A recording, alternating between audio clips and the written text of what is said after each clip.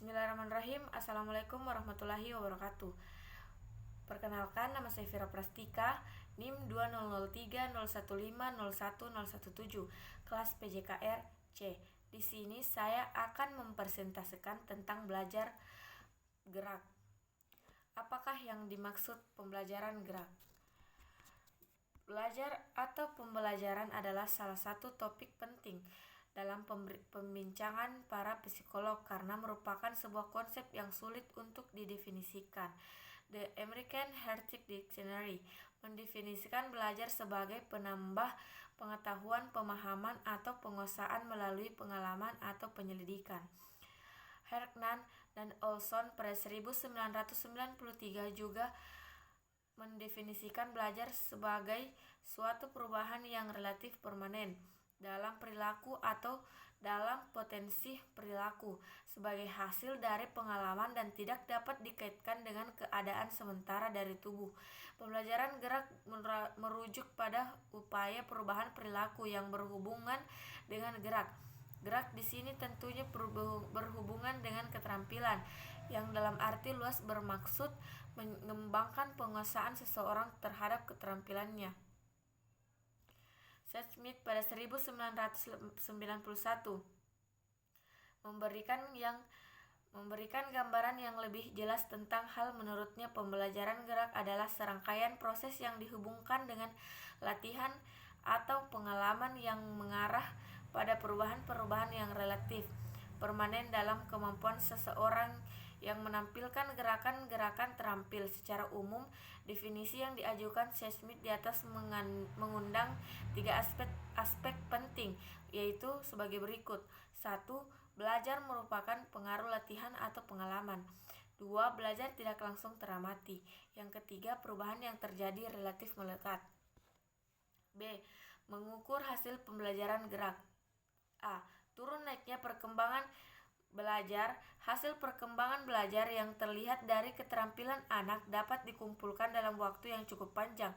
Misalnya dalam 1 bulan, jika dipetakan dalam bentuk grafik, hasilnya akan menunjukkan garis menanjak. Jika yang dikumpulkan adalah nilai keberhasilan anak dalam melakukan tugasnya, bila yang dicatat jumlah kesalahan anak, maka garis yang menunjuk terbentuk akan menurun. Di masa-masa awal latihan, kemajuan yang diperoleh biasanya berlangsung pesat, tetapi di masa-masa berikutnya kemajuan hanya bergerak secara bertahap. Ini merupakan gejala umum dalam setiap proses latihan sehingga dijadikan sebuah hukum alam, yaitu kemajuan akan berlangsung secepat di masa-masa awal latihan dan akan berlangsung lambat pada masa-masa berikutnya. Yang kedua, beberapa hasil belajar yang teramati. Pembelajaran dapat berlangsung pada semua tahap sistem syaraf pusat, tetapi diantaranya di beberapa tahapan sistem pembelajaran dapat teramati secara nyata. Contohnya adalah A. Meningkatnya penggunaan proses otomatis dalam menganalisis pola-pola stimulus menunjukkan aktivitas dari objek internal. B. Meningkatnya pemilihan dan parameterisasi dari gerakan. Dan C. Pengembangan program gerak yang lebih efektif dan proses perangkat efektor di dalam spinal cord. Jika melihat perubahan-perubahan dalam penampilan yang teramati, dapat disimpulkan bahwa perubahan telah terjadi pada satu atau lebih tahapan tersebut, dan demikian juga dalam kemampuan dan atau keterampilan penampilannya. Sejumlah karakteristik teramati berubah-ubah ketika anak mempelajari tugas-tugas gerak, diantaranya dalam hal berikut ini. 1. Pengetahuan konsep. 1 karakteristik dari pelaku yang terampil adalah pemahaman akan peraturan, strategi, dan poin-poin penting tentang olahraganya. 2. Kontrol dan koordinasi gerakan dari anak terampil dicirikan oleh kualitas aliran gerakannya yang menunjukkan kontrol yang lebih efisien dan koordinasi persendian dan otot yang lebih halus. 3. Otot yang digunakan di samping bergeser dalam kontrol dan koordinasi. Perubahan dalam pola aktivitas otot juga terjadi sepanjang masa latihan. 4. Efisiensi gerakan. 5. Perhatian. 6. Mendeteksi kesalahan dan memperbaikinya. C. Sifat pengaruh latihan. Karena pembelajaran harus melibatkan pelatihan, guru atau pelatih harus mengetahui beberapa pengaruh latihan. Pengaruh latihan dikelompokkan menjadi 2 macam, yaitu 1. Pengaruh yang relatif menetap sehingga disebut sebagai hasil belajar, dan 2. Pengaruh yang bersifat sementara. Dapat disimpulkan bahwa perubahan keterampilan anak merupakan ukuran pembelajaran dari pengaruh latihan yang bersifat menetap, sedangkan perubahan keterampilan yang sifatnya sementara tidak usah dijadikan ukuran, walaupun perubahan itu memang dirancang secara sengaja oleh guru. A. Pengaruh latihan yang menetap. Pengaruh utama latihan adalah menetapkan keterampilan agar menetap. Pengaruh itu menghasilkan perubahan yang menetap dalam diri anak sehingga menampilkan keterampilan di masa berikut. Karena itu, keterampilan tersebut tidak akan hilang dalam beberapa hari atau bahkan beberapa tahun kemudian. B. Pengaruh latihan yang bersifat sementara. Di samping penghasilan perubahan yang menetap, setiap kondisi latihan bisa pula menimbulkan perubahan yang sifatnya sementara. Karena itu, pengaruh disebut pengaruh sementara. Pengaruh yang sifatnya sementara itu bisa positif, bisa juga negatif. Pengaruh berarti bahwa pengaruh itu meningkatnya tingkat penampilan, sedangkan pengaruh negatif menurunkan penampilan. Pengaruh yang bersifat sementara. Pengaruh positif. Cara guru dalam memberikan instruksi dan dorongan akan meningkatkan penampilan secara sementara. Ini disebabkan adanya pengaruh yang memotivasi dan memberikan tenaga tambahan yang timbul dari cara guru berbicara. Ketika guru memberikan dorongan, informasi tentang kemajuan ditangkap anak sebagai rangsangan tambahan. Pengaruh negatif. Kondisi latihan bisa menyebabkan anak mengalami perubahan penampilan yang bersifat negatif, sehingga prestasi menjadi menurun. Kesalahan adalah salah satu contoh ketika anak merasa lelah, tingkat penampilannya pasti akan menurun. Karena itu, pemberian istirahat di antara kegiatan latihan akan menghindari kelelahan yang mengganggu. C. Memisahkan pengaruh menetap dan sementara. Memisahkan perubahan yang terjadi pada diri anak, perilaku, keperluan anak untuk keperluan pengukuran kemajuan dikaitkan dengan beberapa hal. 1. Waktu mengukur anak hendaknya tidak dikaitkan langsung dengan apa yang diperlihatkan anak segera setelah proses pembelajaran selesai. Keterampilan yang diperlihatkan belum bisa dikatakan sebagai gambaran kemampuan anak yang sesungguhnya. 2.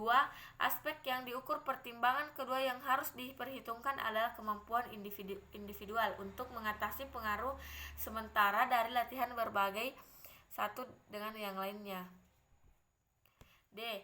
Pengalihan hasil belajar. Gagasan penting dalam proses pembelajaran adalah pengalihan transfer hasil belajar. Ini merupakan persoalan klasik bukan hanya pembelajaran motorik saja, tetapi juga dalam pembelajaran bidang studi lain. Pengalihan merupakan aspek penting dalam pembelajaran. Ini mendukung prinsip latihan yang menyatakan bahwa pembahasan menetap yang terjadi sebagai hasil dari pembelajaran harus bisa digunakan pada saat diperlukan. Dengan demikian, dalam suasana pembelajaran gerak, aspek pengalihan menjadi ciri utama keberhasilan pembelajaran itu. Merancang latihan untuk pengalihan. Suasana dan pengorganisasian latihan yang dirancang untuk memudahkan timbulnya kemampuan pengalihan belajar merupakan faktor penting. Yang pertama adalah menciptakan kondisi latihan semirip mungkin dengan kondisi yang akan dihadapi. Pengalihan juga dapat terbentuk dengan memodifikasi keterampilan menjadi lebih mudah untuk dilihati. Misalnya, keterampilan yang panjang seperti lompat jauh dapat dipotong menjadi bagian-bagian. Terdapat 2 cara dapat ditempuh dalam merancang latihan pengalihan, yaitu pengalihan dekat dan pengalihan jauh. Pengalihan dekat. Salah satu aspek penting dalam proses latihan adalah sejauh mana latihan itu beralih pada situasi di luar latihan yang menyerupai. Latihan yang demikian umurnya dinamakan pengalihan dekat. Latihan diarahkan demikian rupanya supaya mirip dengan pertandingan yang sebenarnya. Pengalihan jauh. Jika guru atau pengalih Pelatih mengembangkan kemampuan gerak umum dengan maksud meningkatkan kemampuan yang khusus. Ini disebut pengalihan jauh. Sebagai contoh, pendidikan jasmani yang mengajarkan sebagai macam pola gerak dominan untuk meningkatkan keterampilan siswa dalam berbagai macam permainan. Dari definisi tersebut, Smith mengatakan bahwa pembelajaran gerak sebenarnya bukan hanya merujuk pada adanya perbaikan dalam hal penampilan gerak, tetapi lebih dari itu, di dalamnya terkandung makna bahwa proses pembelajaran menunjuk pada adanya penambahan dalam hasil kemampuan yang dapat menunjang terjadinya penampilan yang terampil. Di lain pihak, definisi di atas ataupun menunjuk pada pentingnya latihan atau pengalaman yang merupakan faktor penting terakuinya perubahan kemampuan dimaksud sebagai hasil belajar. Tujuan akhir pembelajaran gerak. Jika tujuan pembelajaran gerak harus berakhir dengan adanya suatu produk tertentu, maka produk itu pastilah pengusahaannya keterampilan dari seseorang dalam tugas gerak tertentu akan menentukan seberapa besar kemampuan orang itu dalam menyelesaikan tugas yang diberikan dengan derajat keberhasilan tertentu. Untuk bisa sampai pada tujuan tersebut diperlukan suatu pengetahuan yang mendasar tentang bagaimana keterampilan bisa dihasilkan serta faktor-faktor apa saja mengambil peranan dalam suatu penguasaan keterampilan. Hal pertama berhubungan dengan bagaimana suatu gerak yang berlangsung, sedangkan bagian yang kedua berhubungan dengan syarat-syarat apa yang harus dipenuhi bagi tercapainya suatu keterampilan. Penampilan terampil dengan demikian menjadi tujuan akhir dari semua proses pembelajaran gerak, dari mulai pembelajaran dan keterampilan cabang olahraga tentunya, sehingga pembelajaran keterampilan atau penulis, semuanya akan berakhir pada tujuan dasarnya, yaitu penguasaan penampilan yang terampil. Pada dasarnya, seluruh tugas dalam kehidupan manusia sehari-hari perlu dilaksanakan dengan melibatkan berbagai keterampilan yang dikembangkan melalui sebagai latihan dan pengalaman.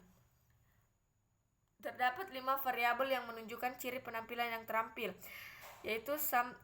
Soundness, profesional melakukan kerjaannya dengan mudah, cantuk, halus, dan usaha yang minimal. 2. Accountability, orang ahli yang menampilkan tugas-tugasnya tanpa kesadaran penuh. Yang ketiga, mental effort, ketika keterampilan meningkatkan, usaha mental menurun. 4. Stress, penampilan seseorang ahli tidak menurun pada kondisi yang menekan sekalipun. Yang kelima, point of view, ketika pertama kali belajar keterampilan, seorang harus menyadari sebagai kegiatan sedangkan ahli tidak. Rangkuman, pengalaman belajar dapat terwujud dengan berbagai bentuk dan guru harus menyadari mempertimbangkan faktor-faktor yang berpengaruh pada proses pembelajaran. 2. Konsep yang berguna bagi guru adalah penetapan tujuan dan pengalihan pembelajaran. Kemudian, di dalam latihan juga guru harus mampu memanfaatkan pengaruh latihan yang sifat menetap dan sementara. Untuk bersifat sementara, pengaruh tersebut yang bersifat positif dan juga negatif. Rangkuman perkembangan hasil belajar gerak bisa diukur dengan berbagai cara, di antaranya dengan melihat perkembangan penguasaan gerak, sehingga makin lama semakin mengecil jumlahnya kesalahannya, sedangkan di sisi lain hasil belajar juga terlihat dari skor yang diperoleh. Meskipun demikian, kemajuan belajar anak pun dapat dilihat di indikator yang tidak terlalu kuantitatif, misalnya penguasaan konsep, peningkat kontrol dan koordinasi, efisiensi gerak, kemampuan mendeteksi kesalahan, serta meningkatnya kemampuan. Lebih dan kurangnya mohon dimaafkan. Wabillahi taufiq wal hidayah. Wassalamualaikum warahmatullahi wabarakatuh. Terima kasih.